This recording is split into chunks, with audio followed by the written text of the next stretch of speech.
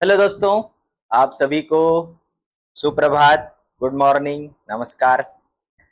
दोस्तों, आज हम एमएड थर्ड सेम इसमें रिसर्च की जो फर्स्ट यूनिट है उससे रिलेटेड जो कुछ टॉपिक है उस पर आज हम चर्चा करने वाले हैं। मैं कोशिश करूंगा कि मैं खुद समझ जाऊं और आपको भी थोड़ा बहुत समझा सकूं। ठीक है, तो जो हमारा रिसर्च है, वैसे तो एमएड में फर्स्ट से लगाकर फोर्थ सेम तक रिसर्च टू बी कंटिन्यू चलता है। एक से रिलेटेड दूसरा सेम है, दूसरे से थर्ड है, थर्ड से फोर्थ है। यदि हमने फर्स्ट को ही नहीं एक्सप्लेन किया है, यदि उसको नहीं समझा है, तो वो हमें समझ में नहीं आएगा सेकंड वाला, फिर अगला, है ना। तो इसलिए जो रिसर्च है, कुल मिलाकर यदि एमएड बोला जाए तो एमएड मीन्स रिसर्च। यदि हमने रिसर्च को समझ लिया मतलब हमने एमएड कर लिया है। और वास्तव में रिसर्च बहुत ही इंटरेस्टिंग सब्जेक्ट है, क्योंकि ये एक टेक्निकल वर्ड भी है, दूसरा साइंटिफिक वर्ड भी है, और पूरी तरह से तर्कसंगत है, व्यवस्थित है, क्रमबद्ध है। इसमें बहुत सारी बातें आती है। एमएड एक कोर्स तो है, लेकिन साथ में वो हमें हमारे जीवन से रिलेटेड बहुत सारी समस्याओं के समाधान भी बताता है। मतलब हम उसको हमारे लाइफ से भी जोड़ सकते हैं, हमारी समस्याओं को सुलझाने के लिए हम उसका यूज कर सकते हैं। मतलब हमारा एक अलग ही आउटलुक बन जाता है, दृष्टिकोण बन जाता है। और एक शिक्षक में वही चाहिए, क्योंकि शिक्षक मतलब समाज, वो समाज से जुड़ा हुआ है, और समाज की जितनी भी समस्याएं हैं वो शिक्षक से ही निकल के जाती है। इसलिए उसको इसका नॉलेज होना जरूरी होता है। तो आज हम रिसर्च में जो थर्ड सेम है उसमें हमारा जो फर्स्ट यूनिट है, उस फर्स्ट यूनिट में पहला जो यदि हम देखें तो मैं आप लोगों को बताना चाहूंगा कि भाई जो अनुसंधान है जिसको हम क्या बोलते हैं, रिसर्च। ठीक है, तो पहले उसको मैं थोड़ा सा एक्सप्लेन कर दूं आप लोगों को कि रिसर्च या अनुसंधान, भाई इस वर्ड से हम अनभिज्ञ नहीं जो एमएड करने वाला है। रिसर्च, रिसर्च का मतलब होता है खोज करना, जांच करना, ढूंढना और बार बार ढूंढना। री का मतलब होता है कि भाई जो पहले से है उसको फिर से खोजना, उसमें कुछ और खोजना, या जो चल रहा है समाज में, जो चल रहा है उसमें और कुछ बेहतर क्या हो सकता है और उसको हम व्यवस्थित कैसे कर सकते हैं। तो मानव एक बुद्धिशील प्राणी है ना, और उसका काम है उसके काम में आने वाली जो भी समस्याएं हैं उन समस्याओं को दूर करके वो अपने काम को और कितना बेहतर तरीके से आसान कर सकता है। इसलिए वो बार बार सोचता रहता है, चिंतनशील प्राणी है।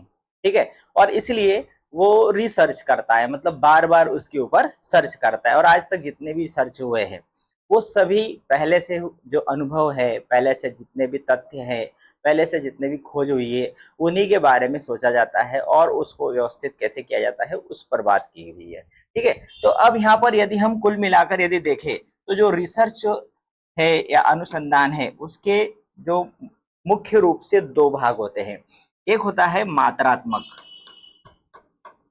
एक कौन सा होता है, मात्रात्मक अनुसंधान, और दूसरा होता है गुणात्मक अनुसंधान। मूल रूप से इनके दो ही भाग होते हैं। भाई जो भी हम रिसर्च करेंगे, या तो हम उसको मात्रा के रूप में करेंगे, मतलब उसके जो भी रिजल्ट निकल कर आएंगे तो वो हमें क्वांटिटी में मिलेंगे, और एक दूसरा होता है गुणात्मक, मतलब क्वालिटेटिव। भाई एक होती है क्वांटिटी और एक होती है क्वालिटी। क्वांटिटी मतलब मात्रा, किसी भी चीज को हम नाप सकते हैं, संख्या में बता सकते हैं, नंबर्स में बता सकते हैं, किसी को भी हम कुछ आंकड़ों में बता सकते हैं, वो होती है मात्रात्मक। और एक होता है गुणात्मक। गुणात्मक मतलब जिसमें क्वालिटी होती है, जैसे किसी की गुणों का हमें वर्णन करना हो कि कितना अच्छा है, कितना बुरा है, कितना योग्य है, कितना अयोग्य है, कितनी क्षमता है। तो ये सारी जो चीजें हैं ये इस पर डिपेंड करती है। तो आज जो हम पढ़ने वाले हैं, तो रिसर्च जो एमएड का जो रिसर्च है थर्ड सेम का, उसमें पहली और जो दूसरी यूनिट है, वो पहली यूनिट मात्रात्मक अनुसंधान से रिलेटेड है और दूसरी यूनिट हमारी किससे रिलेटेड है, गुणात्मक अनुसंधान से रिलेटेड है। तो आज हम जो पढ़ने वाले हैं वो मात्रात्मक अनुसंधान के बारे में पढ़ेंगे। तो मात्रात्मक अनुसंधान क्या है, उसमें कितने प्रकार होते हैं, उसको हम थोड़ा सा एक्सप्लेन करने की कोशिश करेंगे, समझने की कोशिश करेंगे। जैसे मात्रात्मक एवं वर्णनात्मक अनुसंधान। अब यदि हम मात्रात्मक अनुसंधान की परिभाषा देखें, उसका डेफिनेशन देखें, उसका अर्थ देखें, तो क्या होता है कि भाई मात्रा, भाई किसी भी चीज की मात्रा आ गई, इसका मतलब कि वो डिफाइन हो गया, है ना। मतलब हमने उसको एकदम से एक कैद कर लिया, उसको हमने परिभाषित कर लिया, उसकी एक सीमा बना दी। भाई गुण तो अनलिमिटेड है, उसको हम बांध नहीं सकते, लेकिन मात्रा आ गई, मतलब मात्रा, जैसे मान लो हम शक्कर लेने गए 1 किलो बोल दिया, मतलब वो फिक्स हो गया, ठीक है। तो यहाँ पर मात्रा मतलब प्राकृतिक विज्ञान की विधियों पर आधारित यह ठोस तथ्यों और संख्यात्मक आंकड़ों का विकास करता है। मात्रात्मक अनुसंधान की परिभाषा दी गई है। इसका मतलब क्या हुआ, इसको यदि हम थोड़ा सा एक्सप्लेन करें, तो भाई मात्रात्मक अनुसंधान जो है, अनुसंधान तो अपने आप में क्या है, एक वैज्ञानिक विधि है, क्योंकि वो विज्ञान है। विज्ञान का मतलब ही होता है किसी भी विषय का व्यवस्थित और क्रमबद्ध अध्ययन करना, वो विज्ञान होता है। और अनुसंधान एक वैज्ञानिक विधि है, और उसमें जो भी रिसर्च किया जाता है वो क्रमबद्ध और व्यवस्थित तरीके से किया जाता है। अब यहाँ पर यदि हम मात्रात्मक अनुसंधान के बारे में देखें, तो मात्रात्मक अनुसंधान क्या है, प्राकृतिक विज्ञान की विधियों पर आधारित है। अब यहाँ पर दो शब्द आ रहे हैं, एक तो प्राकृतिक और दूसरा आ रहा है विज्ञान। तो विज्ञान का अर्थ मैंने बता दिया, विज्ञान मतलब किसी भी विषय का क्रमबद्ध और व्यवस्थित अध्ययन, कारण और परिणाम और प्रयोगों पर आधारित। तो विज्ञान क्या करता है, आज तक जितने भी यूनिवर्सल जितने भी प्रयोग हुए हैं, जितने भी सिद्धांत निर्माण हुए हैं, तो वो कारण और परिणाम पर आधारित है। उन्होंने कारण देखा, जैसे हमने देखा गुरुत्वाकर्षण का नियम, तो भाई फल ऊपर से नीचे गिरा, उसका कारण ढूंढा, कारण पता चला कि भाई पृथ्वी में एक बल है, और उस बल के कारण हर एक वस्तु पृथ्वी की ओर खींची चली आती है, और उसका उन्होंने कारणों को ढूंढा, परिणाम देखा, और उसके आधार पर उन्होंने सिद्धांत बना दिए, ठीक है। तो यहाँ पर जो विज्ञान है, प्राकृतिक विज्ञान ने जो नेचुरल है, वो कैसे होते हैं, यूनिवर्सल होते हैं। जैसे पानी H2O, तो ये पूरे विश्व में H2O एक जैसा है, उसमें किसी भी प्रकार का कोई अंतर नहीं है। पूरे दुनिया में हर एक इंसान के लिए, सभी प्राणियों के लिए एक जैसा प्राकृतिक विज्ञान होता है। तो जो मात्रात्मक अनुसंधान है कि वे प्राकृतिक विज्ञान की विधियों पर आधारित है, वे प्राकृतिक विज्ञान है ना। तो जो मात्रात्मक अनुसंधान है प्राकृतिक विज्ञान की विधियों पर आधारित है। और प्राकृतिक विज्ञान कैसा काम करता है, तो अभी मैंने बताया, यह ठोस तथ्यों और संख्यात्मक आंकड़ों का विकास करता है। ठोस तथ्य, भाई यहाँ पर एकदम ठोस तथ्य कि भाई जिसमें किसी प्रकार की कोई संभावना नहीं है, किसी प्रकार का क्या बोलेंगे हम उसको, कि संदेह की संभावना नहीं है, ठोस तथ्य है ये, है ना। और संख्यात्मक आंकड़े, भाई हम हवा हवाई नहीं है, मतलब ठोस तथ्य भी है और संख्या के रूप में हम आंकड़े प्रस्तुत कर सकते हैं। तो ये मात्रात्मक अनुसंधान की परिभाषा होगी। अब यहाँ पर उसका उद्देश्य क्या है कि भाई मात्रात्मक अनुसंधान में, अनुसंधान में भी हम जो मात्रात्मक अनुसंधान रिसर्च करते हैं, तो उसका उद्देश्य क्या है, दो या दो से अधिक चरों के बीच कारण और प्रभाव स्थापित करना है। भाई कोई भी दो चर जो होते हैं, है ना, उनके बीच में संबंध स्थापित करना। तो दो या दो से अधिक चरों के बीच में कारण और प्रभाव स्थापित करना, एक व्यापक और सामान्यीकृत तथ्य प्राप्त करना। अब देखो यहाँ पर दो शब्द आ रहे, व्यापक और सामान्यीकृत। व्यापक का मतलब होता है कि भाई विस्तृत, और जो जितना ज्यादा विस्तृत होगा उसको हम उतना अधिक सामान्यीकृत कर सकते हैं। सामान्यीकृत करना मतलब कि हम अधिक से अधिक लोगों पर उसको अप्लाई कर सकते हैं। तो जितना ज्यादा छोटा होगा वो उतना ज्यादा अप्लाई नहीं होगा, है ना, वो कुछ ही लोगों तक सीमित होगा, फिर वो ट्रुथ नहीं हो सकता है। तो यहाँ पर एक व्यापक भी है और कैसा है, सामान्यीकृत, है ना। तो इसका उद्देश्य क्या है, दो या दो से अधिक चरों के बीच में कारण और प्रभाव स्थापित करना। दूसरा, एक व्यापक और सामान्यीकृत तथ्य प्राप्त करना, मतलब व्यापक और सामान्यीकृत, जिसको हम अधिक से अधिक लोगों तक उसको अप्लाई कर सके। फिर है, अब यहाँ पर हम देखेंगे कि मात्रात्मक अनुसंधान इस आधार पर, परिभाषा और उसके उद्देश्य के आधार पर हम बोल सकते हैं कि मात्रात्मक अनुसंधान की क्या विशेषताएं बाहर निकल कर आती है। तो सबसे पहला है कि भाई मात्रा मतलब संख्या, है ना। तो मात्रात्मक अनुसंधान में हम जो भी डेटा इकट्ठा करते हैं वो डेटा हमें किस रूप में मिलता है, संख्या के रूप में मिलता है, नंबर्स के रूप में मिलता है। तो सांख्यिकी सूचनाओं और सर्वेक्षण या निरीक्षण पर आधारित। भाई हम जो भी सर्वेक्षण करते हैं, निरीक्षण करते हैं, तो उससे हमें जो भी डेटा मिलता है वो कैसा मिलता है, संख्या के रूप में प्राप्त होता है। तो संख्यात्मक डेटा मिलता है। जैसे यहाँ पर ग्राफ दिया है कि हम उससे ग्राफ बना सकते हैं, है ना, जो भी उसके टेबल्स है वो बना सकते हैं, उसको एक्सप्लेन कर सकते हैं। दूसरा है वस्तुनिष्ठता। वस्तुनिष्ठता मतलब व्यक्तिगत राय से मुक्त। वस्तुनिष्ठता का मतलब ये हुआ कि हम जिसके बारे में अध्ययन कर रहे हैं उसके बारे में ही वो बताएगा, है ना। यहाँ पर व्यक्तिनिष्ठता नहीं आती है, मतलब हम किसी चीज के बारे में अनुसंधान कर रहे हैं तो वो उसी के बारे में बताएगा, मैं मेरी राय नहीं उसमें डाल सकता। जैसे हमने किसी चीज का सर्वे किया, हम किसी स्कूल में गए और स्कूल में हम किसी चीज का सर्वे कर रहे हैं, तो वो उसी के बारे में व्यक्त करेगा, मैं मेरी राय उसमें नहीं डाल सकता, जो फैक्ट है वही बताएगा। तो यहाँ पर ये व्यक्तिगत राय से मुक्त और ये ज्यादातर वस्तुनिष्ठ प्रकार का होता है। वस्तुनिष्ठ का मतलब होता है कि जिसके बारे में हम सर्वे कर रहे हैं उसी के बारे में वो निष्ठावान होता है। निष्ठ, निष्ठ का मतलब होता है यहाँ पर कि उसके प्रति ईमानदार, है ना। तो यहाँ पर ये वस्तुनिष्ठता। तीसरा आ रहा है परिकल्पना परीक्षण।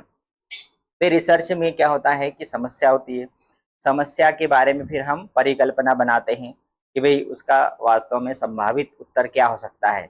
फिर उसके लिए हम डेटा कलेक्शन करते हैं। डेटा कलेक्शन करने के बाद हम फिर उसका विश्लेषण करके उसको सिद्ध करने की कोशिश करते हैं कि भाई हमने संभावित उत्तर ढूंढा है, वह परिकल्पना, उसे हम परिकल्पना बोलते हैं, और वो परिकल्पना हमारी टेस्ट मतलब वो 100% सही है या गलत है ना। तो ये मात्रात्मक अनुसंधान से जो भी डेटा कलेक्ट होता है वो संख्यात्मक तो होता है, वस्तुनिष्ठ भी होता है, और उसके आधार पर हम क्या कर सकते हैं, हमारी जो परिकल्पना है उस परिकल्पना को हम टेस्ट करते हैं। पूर्व निर्धारित परिकल्पना के परीक्षण के लिए उपयोगी। भाई परिकल्पना तो पहले बनाई जाती है, कोई समस्या है, जैसे आप लोगों ने मूवी देखी होगी या फिर कहीं पर हम जो कुछ भी एपिसोड देखते हैं, तो कोई घटना होती है, एक्सीडेंट होता है, कोई क्राइम होता है, तो पुलिस उस स्पॉट पर जाती है और वो उसको देख करके वहाँ जो भी डेटा उनको मिलते हैं उसके आधार पर वो परिकल्पनाएं बनाते हैं, उससे रिलेटेड, डेटा से रिलेटेड, कि ऐसा हो सकता है, ये हो सकता है, ये हो सकता है, अलग अलग प्रकार की परिकल्पनाएं बनाते हैं और फिर उन परिकल्पनाओं की वो जांच करते हैं, परीक्षण करते हैं। तो अनुसंधान क्या है, अनुसंधान भी वही है, इसमें हम डेटा कलेक्ट करते हैं, वो वस्तुनिष्ठ होता है, और फिर हमने जो परिकल्पनाएं बनाई, मतलब संभावित उत्तर हमने जो खोज सोचा है उसकी जांच हो जाती है उस डेटा के आधार पर। चौथा है कारण प्रभाव विश्लेषण। ये जो संख्यात्मक मात्रात्मक अनुसंधान जो है वो क्या करता है, अभी हमने शुरुआत में देखा था कि ये प्राकृतिक विज्ञान पर आधारित है। प्राकृतिक विज्ञान क्या करता है, कारण और प्रभाव ये दोनों में संबंध स्थापित करता है। तो यहाँ पर भी मात्रात्मक अनुसंधान क्या कर रहा है, कारण और प्रभाव इन दोनों के बीच में विश्लेषण करता है, मतलब किसी स्थिति या समस्या के स्पष्ट प्रभाव या परिणाम का वर्णन करता है। तो कोई स्थिति मतलब समस्या, तो समस्या के का प्रभाव क्या है या उसका परिणाम क्या है, उसका वर्णन किया जाता है। तो हम किसी समस्या का विश्लेषण कर रहे हैं, वर्णन कर रहे हैं, उसके बारे में डेटा कलेक्ट कर रहे हैं, तो वो समस्या के बारे में बताएगा। फिर विश्वसनीयता और वैधता। विश्वसनीयता वैधता मतलब कि भाई जो भी हम डेटा कलेक्ट कर रहे हैं, जो हम रिसर्च कर रहे हैं, वो कितना विश्वसनीय है, कितना लीगल वैध है। शोध के परिणाम की वैधता प्रमुख रूप से उपयोग की गई तकनीक पर निर्भर करती है। तो क्या होता है कि हमारे टूल्स जो है, हमारी टेक्निक्स जितनी प्रामाणिक होगी उतने ही हमारे डेटा सही होंगे। भाई यदि हमारा जो माप है वो माप ही हमारा गलत होगा तो उसमें आने वाली जो मात्रा है वो भी गलत होगी, ठीक है। तो जिस चीज से, जिस टूल से हम टेस्ट कर रहे हैं वो यदि गलत होगा तो हमारा जो डेटा भी गलत होगा, उसका परिणाम भी गलत होगा। और इसलिए यहाँ क्या है, विश्वसनीयता वैधता किस पर डिपेंड करती है, जो हमने टेक्निक्स इस्तेमाल करी है, जो हमने टूल्स इस्तेमाल किए हैं, वो टूल्स यदि प्रामाणिक होंगे, प्रामाणिक का मतलब ये है कि वो जितना अधिक उपयोग हुए होंगे और उनके जो रिजल्ट उतने जितने ज्यादा उपयोगी होंगे वो उतने प्रामाणिक माने जाते हैं। तो ये विश्वसनीयता वैधता उस पर डिपेंड करती है। और लास्ट उसकी जो छठवीं विशेषता है कि व्यापक सामान्यकरण। भाई सर्वे हमेशा विस्तृत रूप में होता है, जैसे चुनाव के सर्वे होते हैं, अभी जनगणना का जो सर्वे हो रहा है, तो इनसे जो भी निष्कर्ष निकलते हैं वो सामान्यीकृत किए जाते हैं, मतलब जनरलाइज किए जाते हैं, पूरे वर्ल्ड के लिए उपयोगी सिद्ध होते हैं वो। तो इसमें सामान्यीकरण की संभावना सबसे अधिक होती है क्योंकि विस्तृत रूप में इसका उपयोग किया जाता है। तो ये अभी हमने मात्रात्मक अनुसंधान का अर्थ, उसके उद्देश्य, उसकी विशेषताएं देख ली। अब यदि हम देखें तो मात्रात्मक अनुसंधान के जो प्रकार हैं कि वे अभी हमने शुरुआत में क्या देखा कि अनुसंधान, फिर अनुसंधान के हमने दो प्रकार देखे, एक मात्रात्मक और दूसरा गुणात्मक। अभी हमने मात्रात्मक को समझा। अब मात्रात्मक को फिर उन्होंने कितने भागों में बांटा है? 5 भागों में बांटा है। एक होता है वर्णनात्मक, दूसरा होता है सर्वेक्षण, फिर कार्योत्तर, प्रायोगिक और ऐतिहासिक। ऐसे 5 प्रकार के मात्रात्मक अनुसंधान होते हैं। उसमें पहला यदि हम देखें वर्णनात्मक। अब वर्णनात्मक, वर्णन करना मतलब एक्सप्लेन करना, ठीक है। तो यहाँ पर वर्णनात्मक अनुसंधान, यह अनुसंधान मुख्य रूप से यह क्या है का वर्णन और विश्लेषण करता है। भाई हम अनुसंधान मतलब रिसर्च कर रहे हैं, किसी समस्या के बारे में हम रिसर्च कर रहे हैं।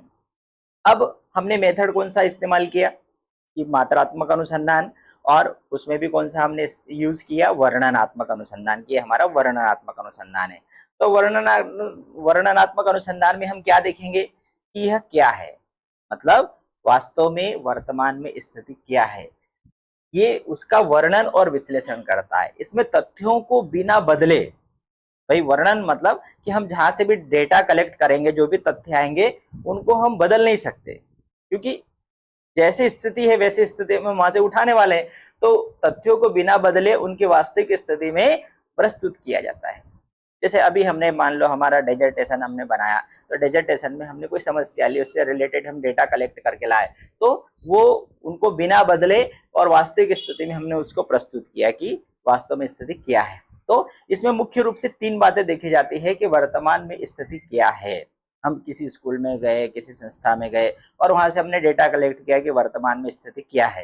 फिर दूसरा हमने क्या देखा कि वास्तव में हम क्या चाहते हैं। भाई हमने समस्या चुनी है, हमने हमारे फील्ड से रिलेटेड चुनी है, हमारे अनुभव से रिलेटेड चुनी है, हमने कहीं पर अनुभव किया कि ये एजुकेशन में, शिक्षा में, भाई हम शिक्षा से रिलेटेड है तो शिक्षा में क्या समस्या है, तो वो हमें अनुभव हुई और हमने वो समस्या चुना। और उस समस्या का समाधान करने के लिए हम स्कूल में गए, तो हमने पहले तो देखा कि वर्तमान में क्या चल रहा है, वर्तमान में स्थिति ये है। फिर अब दूसरा पॉइंट आता है कि वास्तव में हम क्या चाहते हैं। भाई वो जो समस्या है, तो हमें लगा कि भाई ये समस्या कब क्रिएट होती है कि हमारी जो अपेक्षाएं होती है उससे विपरीत यदि हमें दिख रहा है तो वो हमें समस्या लगती है। तो हमारी अपेक्षा क्या है? यदि किसी को कोई समस्या लग रही है, इसका मतलब कि उसके पीछे उसका जो दूसरा पहलू है वो उसका आउटलुक भी उसको मालूम है, तभी तो समस्या क्रिएट हुई। ठीक है, तो यहाँ पर वर्तमान में स्थिति क्या है और हम क्या चाहते हैं और हम उन्हें किस विधि से प्राप्त कर सकते हैं। तो वो समस्या क्या है, वर्तमान में स्थिति क्या है, हम क्या चाहते हैं और हम उन्हें किस विधि से प्राप्त कर सकते हैं, उसे किस विधि से हम उसको हल कर सकते हैं। ये 3 बातों पर ही आधारित है वर्णनात्मक अनुसंधान। अब मूल्य साहब ने इसको परिभाषित किया है कि वे वर्णनात्मक अथवा सर्वेक्षण, इसी का दूसरा नाम क्या है? सर्वेक्षण। तो वर्णनात्मक अथवा सर्वेक्षण संबंधी अनुसंधान शिक्षा के क्षेत्र में सबसे अधिक व्यवहार में आता है। भाई सबसे अधिक, भाई ऐसे तो मनोविज्ञान है, शिक्षा है, समाज है ना, बहुत सारे फील्ड में यूज किया जाता है। जैसे समाज में अभी हम देखते हैं कि जनगणना वाला सर्वेक्षण हो रहा है, चुनाव के समय चुनाव संबंधी सर्वेक्षण होता है, तो ये सभी जनता से, समाज से रिलेटेड है। लेकिन ज्यादातर जो शिक्षा है, शिक्षा में इसका वर्णनात्मक सर्वेक्षण संबंधी अनुसंधान होता है। इसका उद्देश्य अध्ययन से संबंधित विषय के स्तर का निर्धारण करना है। अध्ययन, भाई हमारा काम ही अध्ययन और अध्यापन कराना, तो अध्ययन से संबंधित जो विषय है उसके स्तर का निर्धारण करना कि भाई उसका लेवल क्या है, उस क्या होना चाहिए, किस प्रकार से होना चाहिए, इन सारी बातों का हम उसमें वर्णन करते हैं। तो ये उसकी हमने एक बेसिक बात देख ली। अब हम वर्णनात्मक अनुसंधान की यदि विशेषताओं को देखेंगे तो सबसे पहला क्या है, सबसे पहली बात आती है यहाँ पे कि वर्तमान स्थिति का वर्णन। अभी हमने देखा वर्णनात्मक या सर्वेक्षण में क्या देखा जाता है कि वर्तमान में स्थिति क्या है। हम कहीं पर भी जाते हैं तो अभी क्या चल रहा है, उसके डेटा हम कलेक्ट करते हैं। तो वर्तमान स्थिति का वर्णन, ठीक है। फिर चरों पर कोई नियंत्रण नहीं। दूसरी बात कौन सी आती है कि भाई हम जहां भी डेटा कलेक्शन करने के लिए जा रहे हैं तो वहां तो पहले से ही वो स्थिति है। इसका मतलब कि वहां जो भी चर है, स्वतंत्र चर या आश्रित चर है, उनके ऊपर हमारा कोई नियंत्रण नहीं है। हम तो क्या देख रहे हैं कि वर्तमान में क्या चल रहा है, हम उसमें कोई बदलाव, अभी हमने परिभाषा में देख लिया ना कि जो भी डेटा है उसमें हम कोई बदलाव नहीं कर सकते, ठीक है। जैसा है वैसे स्थिति में प्रस्तुत किया जाता है। तो चरों पर हमारा कोई नियंत्रण नहीं, हम उसमें कोई परिवर्तन नहीं कर सकते। तो पहला तो वर्तमान में स्थिति का वर्णन, और दूसरा चरों पर हमारा कोई नियंत्रण नहीं, तीसरा क्या है का उत्तर है। अभी क्या है, वर्तमान में क्या चल रहा है, इसका उत्तर दिया जाता है प्रातिनिधिक नमूना आवश्यक है। भाई हमने जो सैंपल चुना है, ठीक है, तो वो सैंपल के आधार पर हम निष्कर्ष निकालते हैं कि भाई प्रातिनिधिक नमूना मतलब न्यादर्श है ना। भाई 100, भाई मान लो 1000 बच्चे हैं तो 1000 में से हमने 100 बच्चों को चुना और 100 बच्चों के आधार पर हम कुछ भी निष्कर्ष निकालते हैं और फिर हम उसको सामान्यीकृत करते हैं कि 1000 बच्चों पर भी यही बात लागू हो सकती है। तो ऐसे प्रातिनिधिक नमूना आवश्यक होता है, क्योंकि यदि हम बड़ा नमूना लेंगे तो उसके लिए समय अधिक लगेगा, श्रम अधिक लगेगा, पैसा अधिक लगेगा, मानव जो श्रम है वो अधिक लगेगा। इसलिए यहाँ पर हम कुछ लिमिट में प्रातिनिधिक नमूना चुनते हैं। विशिष्ट विधियों का उपयोग, भाई इसके लिए अलग अलग विधियों का उपयोग किया जाता है। जैसे अभी हम कौन सा वर्णनात्मक सर्वेक्षण है, और भी अलग अलग विधियों का उपयोग किया जाता है।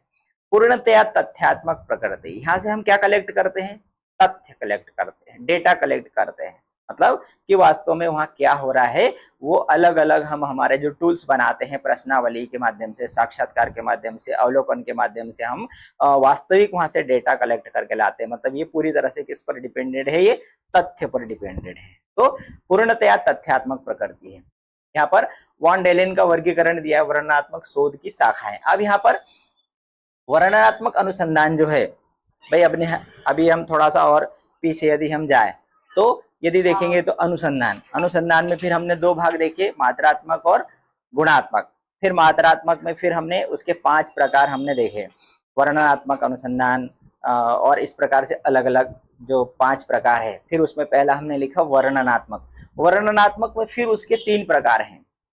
पहला सर्वेक्षण, दूसरा अंतर संबंधों का अध्ययन और विकासात्मक अध्ययन। मतलब हम किसी भी समस्या का वर्णनात्मक यदि अध्ययन कर रहे हैं तो उसमें हम 3 तरीके से अध्ययन करने वाले हैं। सबसे पहले तो हम उसका सर्वेक्षणात्मक अध्ययन करेंगे, दूसरा हम अंतर संबंधों का अध्ययन करेंगे, और तीसरा हम विकासात्मक अध्ययन करेंगे। मतलब हमारा जो दृष्टिकोण है वो 3 तरीके से अध्ययन होगा, ठीक है। तो सबसे पहला कि भाई इसको हम देखें कि भाई सबसे पहले जो वर्णनात्मक अनुसंधान है तो उसमें हम कैसा अध्ययन करने वाले हैं, सर्वेक्षण अध्ययन करने वाले हैं। अब सर्वेक्षण अध्ययन क्या होता है, तो सर्वेक्षण शब्द का मतलब हम सभी को मालूम है, मतलब सर्वे करना, ठीक है। तो सर्वे करना मतलब यहाँ पर वर्तमान समय में किसी तथ्य को ज्ञात करने के लिए लोगों की सहायता लेना। तो जैसे अभी सर्वे जो जनगणना वाला जो होने वाला है, तो लोगों की सहायता ली जा रही है। बिना लोगों की सहायता के कोई काम होगा क्या? तो वर्तमान समय में किसी तथ्य को ज्ञात करने के लिए लोगों की सहायता लेना। भाई हम खुद भी स्कूलों में गए, किसी संस्था में गए, तो बिना लोगों की सहायता के कोई काम कर सकते हैं क्या? नहीं। तो वर्तमान समय में किसी तथ्य को ज्ञात करने के लिए लोगों की सहायता लेना, इसका क्षेत्र, समस्या की गहराई। भाई यहाँ सबसे महत्वपूर्ण क्या चीज है? क्षेत्र, ठीक है। भाई ये क्षेत्र कितना बड़ा है आपका, फिर उस समस्या की गहराई कितनी बड़ी है, शोधकर्ता की आवश्यकता क्या है, इसके अनुसार विस्तृत या लघु हो सकता है। तो जो सर्वेक्षण है वह बड़ा भी हो सकता है, छोटा भी हो सकता है। बड़ा और छोटा किस आधार पर हो सकता है कि आपका क्षेत्र कितना बड़ा है, उस समस्या की गहराई कितनी बड़ी है, शोधकर्ता की आवश्यकता क्या है, उसके आधार पर सर्वेक्षण छोटा और बड़ा हो सकता है, ठीक है। तो यहाँ पर फिर सर्वेक्षण अध्ययन को हम अलग अलग स्तर पर सर्वेक्षण करते हैं। जैसे विद्यालय सर्वेक्षण करते हैं, है ना, विद्यालय की किसी समस्या का या विद्यालय के पूरे विद्यालय का सर्वेक्षण करते हैं। कार्य का विश्लेषण करते हैं, भाई कोई भी कार्य है उस कार्य का पूरा सर्वे किया जाता है। प्रलेखी विश्लेषण मतलब जितने भी डॉक्यूमेंट्स होते हैं कि ऑफिस है, उस ऑफिस में कितने प्रकार के डॉक्यूमेंट रखे जाते हैं, कितने प्रकार के लेखे रखे जाते हैं, उसका विश्लेषण होता है। जनमत सर्वेक्षण, इस चुनाव के समय में लोगों का मत क्या है, कई कंपनियां अपने प्रोडक्ट के बारे में लोगों की राय जानती है, तो ये जैसे आप लोग हम सब यूट्यूब चलाते हैं तो उस पर भी वो हमारे से राय लेता है कि भाई आपका अनुभव क्या है। फिर है समुदाय सर्वेक्षण, समाज में सर्वे किया जाता है कि भाई समाज की क्या आवश्यकताएं हैं, और इसी आधार पर सारी सरकार की पॉलिसियां बनती है, नीतियां बनती है। ठीक है, तो ये 5 प्रकार के सर्वे होते हैं: विद्यालय सर्वेक्षण, कार्य विश्लेषण, प्रलेखी विश्लेषण, जनमत सर्वेक्षण और समुदाय सर्वेक्षण। ठीक है, कि भाई मैं उम्मीद करता हूं कि आप लोगों को समझ में आ रहा होगा। ठीक है, और नहीं समझ में आ रहा होगा या कोई डाउट हो, मतलब मुझे यदि कुछ आप लोगों को बताना हो तो आप लोग कमेंट करके बता सकते हैं कि भाई यहाँ पर और हम ये सुधार कर सकते हैं। तो अभी हमने क्या देखा, सर्वेक्षण, है ना। सर्वे में हम सबसे पहला क्या देख रहे हैं, सर्वे जो अध्ययन है वो 3 प्रकार का होता है। सर्वे अध्ययन कितने प्रकार का होता है, 3। ये जो वर्णनात्मक अनुसंधान जो है, भाई लिंक यदि आप ध्यान नहीं रखोगे तो समझ में नहीं आएगा। अनुसंधान के 2 प्रकार, मात्रात्मक और गुणात्मक।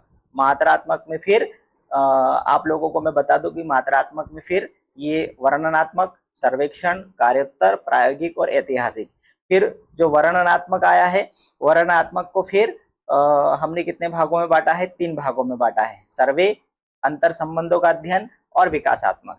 तो जो सर्वे है वो कितने प्रकार से होता है वो हमने देखा। अब हमारे पास में अगला आ रहा है कौन सा, अंतर संबंधों का अध्ययन। ठीक है, तो अब यहाँ पर यह केवल वर्तमान स्थिति का सतही सर्वेक्षण नहीं करता। जैसे हम किसी स्कूल में गए, विद्यालय सर्वेक्षण में हम किसी विद्यालय में गए, वहां का हमने सर्वे किया। ठीक है, तो वो सर्वे, और अब उसी का जो दूसरा टाइप है अंतर संबंधों का अध्ययन, यह केवल वर्तमान स्थिति का सतही सर्वेक्षण नहीं करता कि हम गए और हमने जो स्थिति थी वो हमने देख ली और हम डेटा कलेक्ट करके ले आए। तो ये केवल सतही सर्वेक्षण नहीं करता, बल्कि गहराई में जाकर उन तत्वों की खोज करता है जो घटनाओं के अंतर्निहित संबंधों के बारे में सुझाव प्रदान कर सके। मतलब उसके आइड साइड जो है, उससे रिलेटेड जो और भी कुछ जो लोग हैं उनसे भी बातें की जाती है, उनसे जानकारी कलेक्ट की जाती है, उनसे पूछा जाता है और फिर उसकी राय बनाई जाती है। केवल हमने जो देखा उसके आधार, सर्वे का मतलब होता है कि क्या है वो हमने डेटा कलेक्ट कर लिया, लेकिन अंतर संबंध में क्या होगा कि हम उससे रिलेटेड, भाई आइट साइड की स्कूल है, वहाँ के स्टाफ से रिलेटेड और भी किसी दूसरे स्टाफ से हम उनके बारे में जानकारी लेंगे, अधिकारी से जानकारी लेंगे। मतलब इस प्रकार से अंतर संबंधों का अध्ययन किया जाएगा। तो यहाँ पर ये एक तो होगा व्यक्ति अध्ययन, किसी एक इकाई का गहन अध्ययन करना, जैसे हम केस स्टडी करते हैं, है ना, तो किसी एक इकाई के बारे में गहन अध्ययन करना। दूसरा कार्य कारण तुलनात्मक, कारणों और उनके प्रभावों की तुलना। कार्य कारण, है ना, तो कारण और उसके प्रभाव क्या है उसका तुलनात्मक अध्ययन करना। और तीसरा है सहसंबंधात्मक अध्ययन, चरों के बीच सांख्यिकीय संबंधों की पहचान करना। जो चर है, आश्रित चर है, स्वतंत्र चर है, इनके बीच में क्या संबंध है उसका अध्ययन इसमें किया जाता है।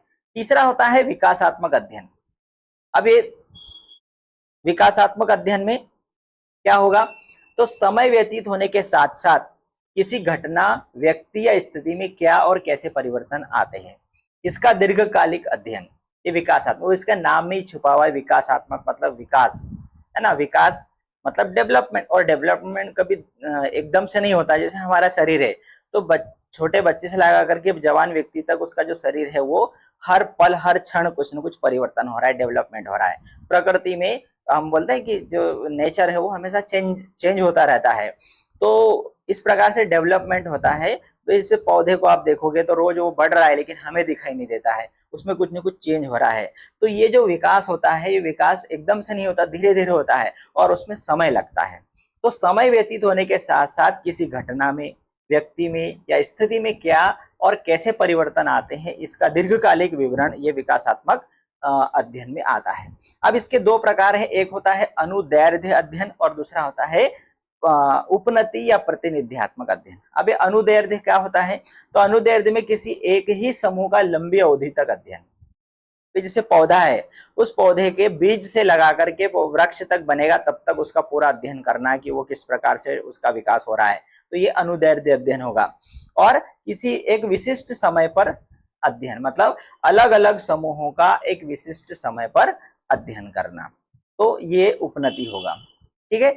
अब यहाँ पर अगला पॉइंट जो हमारा आ रहा है कि सिंथेसिस मैट्रिक्स या वर्णनात्मक शोध की तुलना। तो अभी हमने जो देखा वर्णनात्मक में 3 टाइप्स देखे हमने, सर्वेक्षण, अंतर संबंध और विकासात्मक।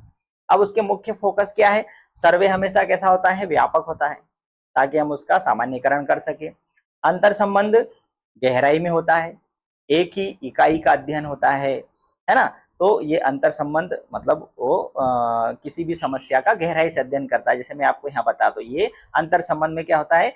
किसी एक इकाई का गहन अध्ययन, या फिर कार्य कारण का तुलनात्मक अध्ययन, कारण और उनके प्रभाव का अध्ययन, या फिर चरों के बीच सांख्यिकी संबंधों का अध्ययन। इसका मतलब कि भाई कार्य कारण का यदि आपको अध्ययन करना है तो गहराई में जाना होगा। आपको यदि चरों के बीच में संबंध देखना है तो उसके लिए भी गहराई में जाना होगा। आपको किसी एक व्यक्ति का अध्ययन करना है तो उसके लिए भी गहराई में जाना होगा। मतलब ये कैसा हो गया? गहन हो गया।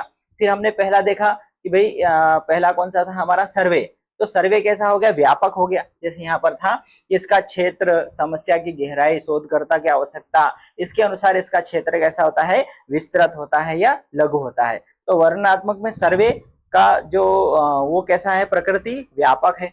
फिर अंतर संबंधों की प्रकृति कैसी है? गहन है, गहराई है। और विकासात्मक जो है उसकी जो प्रकृति है वो कैसी है? समय है। विकास का संबंध ही समय से होता है, क्योंकि वो समय लेता है, टाइम लेता है। जितना भाई डेवलपमेंट हमेशा धीरे धीरे ही होता है। तो यहाँ पर ये जो उसका फोकस है, सर्वे का फोकस व्यापकता पर, अंतर संबंध का फोकस गहराई पर, विकास का फोकस समय पर। अब इसकी विशेषताओं में देखें तो बड़े पैमाने पर डेटा संग्रह होता है। भाई हम सभी अनभिज्ञ नहीं है इस रिलेटेड से। सर्वेक्षण मतलब भाई चुनाव का सर्वे ले लो, जनता का सर्वे ले लो, तो ये सभी बड़े पैमाने पर डेटा संग्रह किया जाता है। इसका सामान्यकरण करने की ज्यादा संभावना होती है। अंतर संबंध में चरों के बीच छिपे संबंध खोजना। भाई जो भी चर होते हैं, समस्या से रिलेटेड जो चर होते हैं, उनके बीच में क्या संबंध है, उन छिपे हुए संबंधों को खोजना। ये गहराई में जा करके एक व्यक्ति की, एक इकाई या एक व्यक्ति का गहन हम अध्ययन करेंगे तो उससे रिलेटेड सारी बातें हम उसमें से ढूंढ कर निकालेंगे। फिर विकासात्मक में दीर्घकालिक परिवर्तनों को ट्रैक करना। कई बार आप लोगों ने YouTube पर देखा होगा कि कुछ ऐसे लोग होते हैं जो कि पौधे को जमीन में बीज मिट्टी में बोते हैं, फिर उसको कैमरा लगा देते हैं और फिर वो जो पौधा बनता है वहां तक का पूरा उसका वीडियो बनाते हैं कि वो बीज से पौधा कैसा निकलता है, बाहर पत्तियां कैसे निकलती है, फिर वो तना कैसा बनता है, फिर बड़ा कैसा होता है, और उसका पूरा हमें वो बताते हैं। तो ये दीर्घकालिक परिवर्तनों को ट्रैक करना, जैसे हमने साइकोलॉजी में, मनोविज्ञान में जो संज्ञानात्मक विकास पढ़ा, तो उसमें कि जो साइकोलॉजिस्ट है उन्होंने अपने बच्चों के ऊपर पूरा जीवन अपना दे दिया। उनके बच्चों के बचपन से लगा करके बड़े होने तक 15-16 साल तक उनमें क्या क्या परिवर्तन आते हैं, हर एक स्थिति का उन्होंने बारीकी से निरीक्षण किया। तब जाके मानव जाति को पता चला कि भाई मानव में किस किस प्रकार का परिवर्तन होता है, और उन अध्ययनों से हम उनके ऊपर हमारा जो पाठ्यक्रम हो अप्लाई कर पाते हैं। तो ये एक बहुत मेहनत का काम होता है। तो दीर्घकालिक परिवर्तनों को ट्रैक करना, ठीक है। फिर यहाँ पर यदि हम उपयोग का उदाहरण देखेंगे तो ये राष्ट्रीय साक्षरता दर मापना।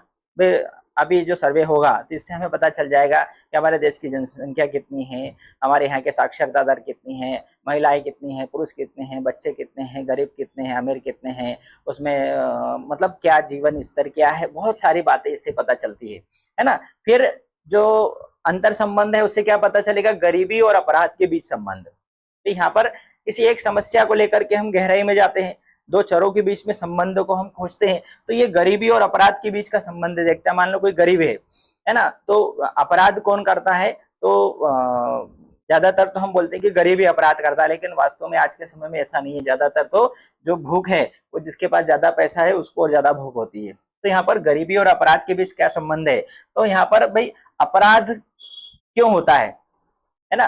तो ऐसे जो चर होते हैं उनके बीच में संबंध खोजना कि भाई अपराध के क्या कारण होते हैं, तो हमें बहुत सारे फैक्ट पता चलेंगे।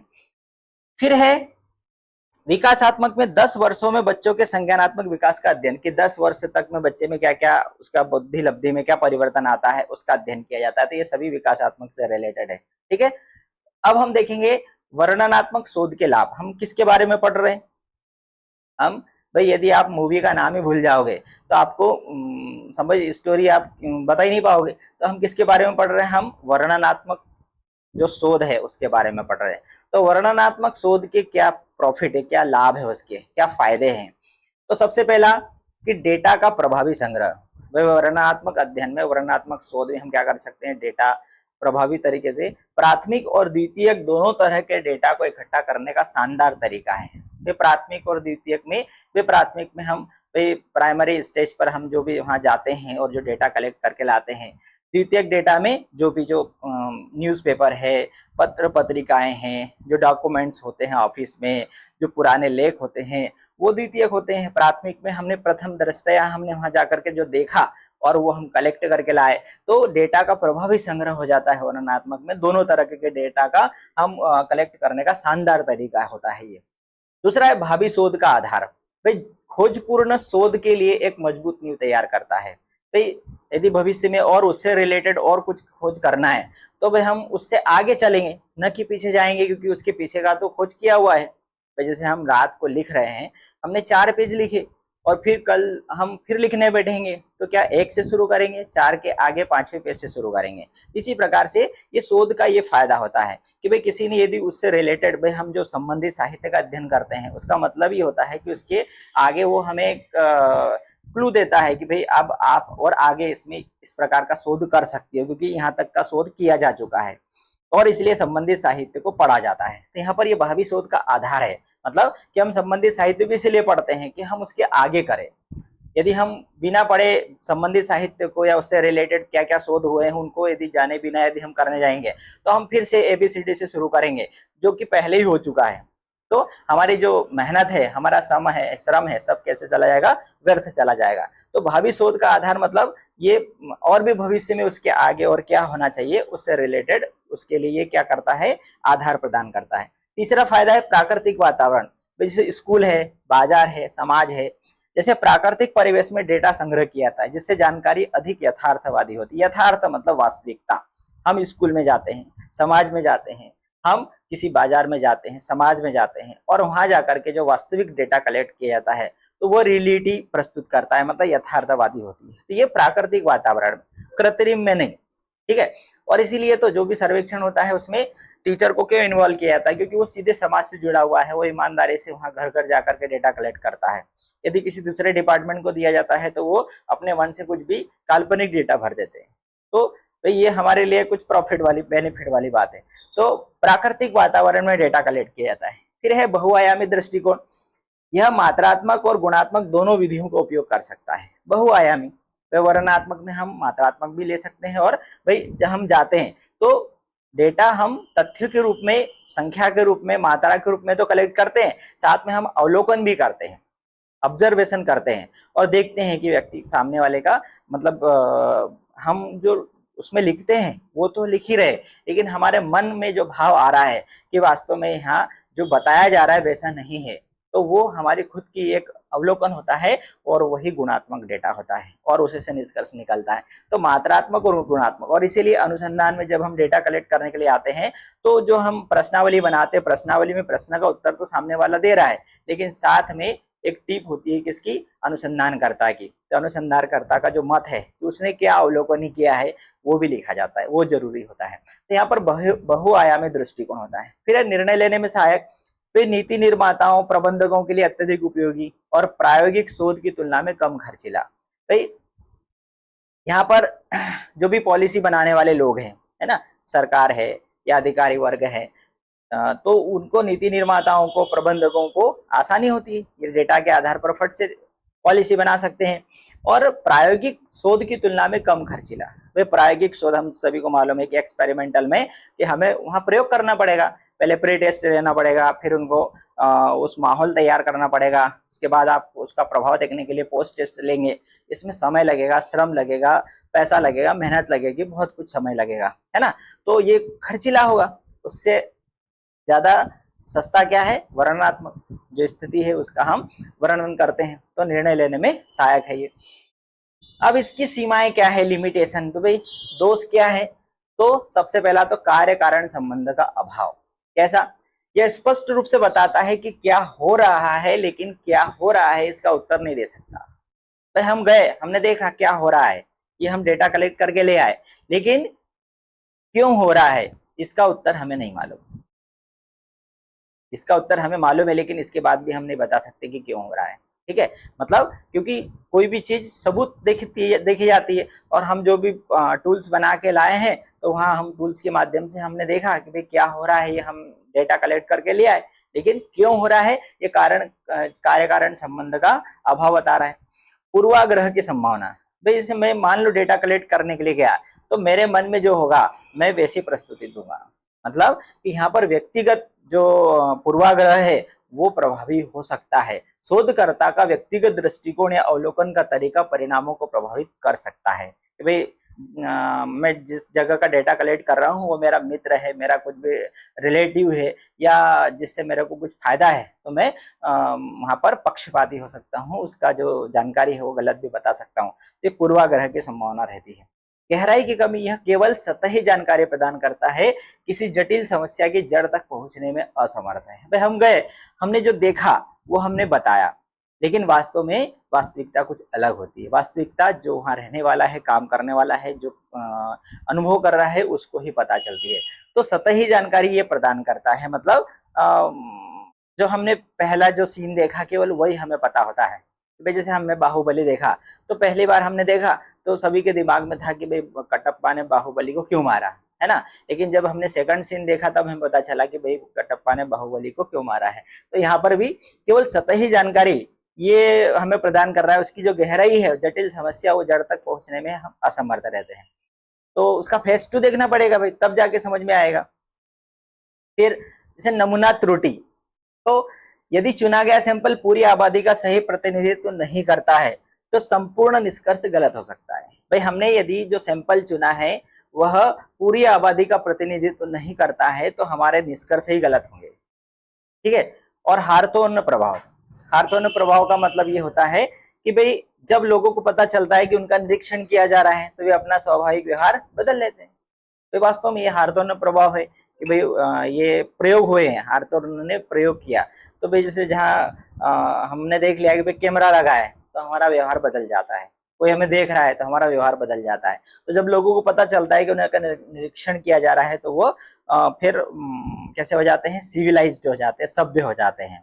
ठीक है। तो ये इस कारण से हमें वास्तविक तथ्य पता नहीं चलते हैं। तो आखिर में हम निष्कर्ष पर पहुंचेंगे कि ज्ञान की आधारशिला क्या है। तो वर्णनात्मक अनुसंधान शिक्षा और सामाजिक विज्ञान में एक अपरिहार्य उपकरण है। ये कहाँ उपयोग होता है? शिक्षा और सामाजिक विज्ञान में, और यह एक अपरिहार्य उपकरण है, मतलब एक टूल्स है। यद्यपि यह क्यों का उत्तर नहीं दे सकता, क्यों का उत्तर नहीं देता, क्या है ये बताता है, लेकिन यह वर्तमान में क्या है कि सबसे सटीक, तथ्यात्मक और व्यापक तस्वीर प्रदान करता है। भाई वर्तमान में क्या है उसका सटीक, तथ्यात्मक और व्यापक उदाहरण जो प्रस्तुत करता है ये वर्णनात्मक है। ठीक है।